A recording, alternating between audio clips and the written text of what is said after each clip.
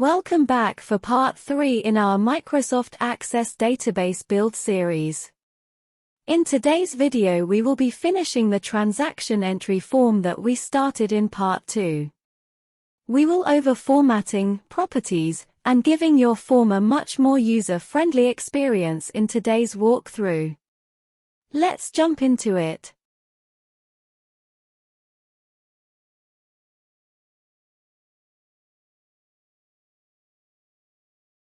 Using our transaction entry form that we started in the last video. Make sure you are in design mode and select another text box from the menu. We will be using this text box as an entry for the quantity to be included on new transactions. The Properties menu on the right side of the screen will allow you to navigate to the Data tab and select the control source. The control source is the field that will point the text box or combo box to the related data table. When you are reviewing data records in a report, for example, or entering data in a form, like we plan to do here, this will tell the Access application where to create that entry.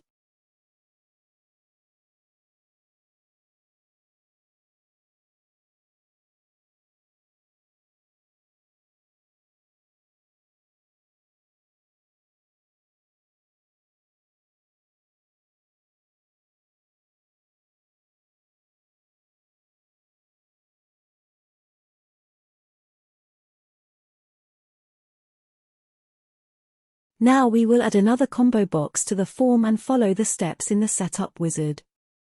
In this example we are going to use products. We will also choose both SKU and product name to be reflected in our drop-down. This is slightly different than the example we looked at in part 2 for employee name.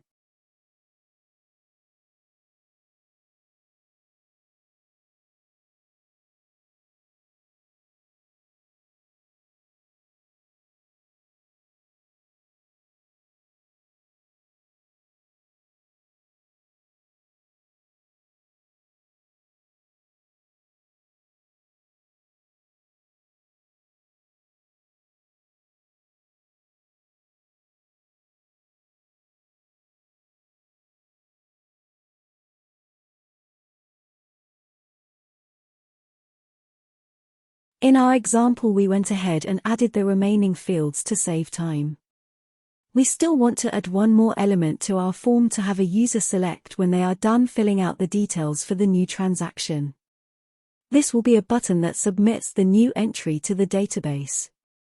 By selecting the button option from the top menu, you will see another Setup wizard screen pop up. This screen will ask you what actions you want to take when the button is selected. In our example we want to move to the next record.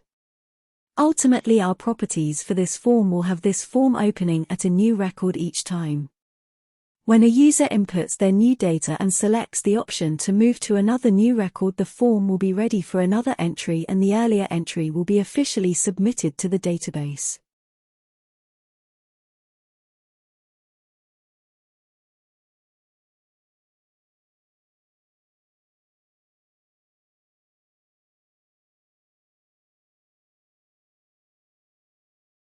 We can now resize the windows of our form by dragging the windows to the dimensions we want to see. Our goal now is to test that changing records is actually working versus the data in our tables. If we enter a few new records and check the transactions table, we should see these reflected to prove that our form is working. Additionally, we want to enhance the form to have a better user experience.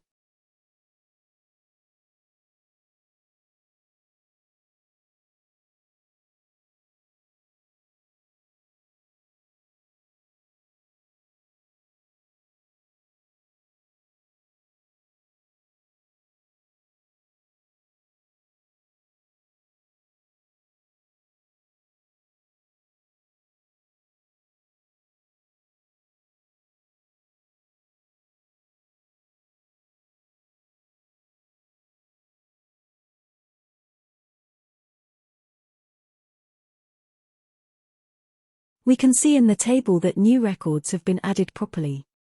That's great news and confirms that our form is in fact working like we planned.